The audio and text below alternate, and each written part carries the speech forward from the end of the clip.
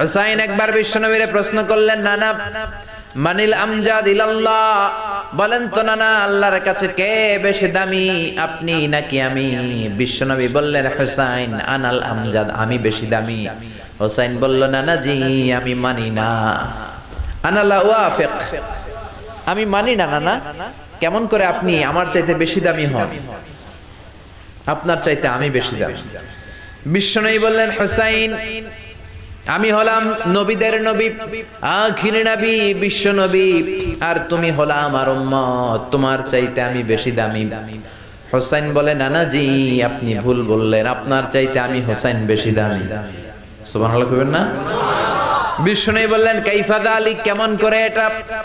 হুসাইন বলল, নানা জি তাহলে বলেন তো আপনার আব্বার নাম কি? বিশ্বনবী বললেন, আমার আব্বার নাম হলো আব্দুল্লাহ। কি নাম? হুসাইন বলেন, আনা খালি আব্দুল্লাহ, লাইসা ক্বাবলাহু ওয়ালা বা'দাহু শাই। খালি আব্দুল্লাহ, সামনেও কোনো টাইটেল নাই, পিছনেও কোনো টাইটেল নাই। আমার আব্বার নাম আপনি জানেন নাকি? আমার আব্বা হলো শেরে খোদা, দুনিয়ার সব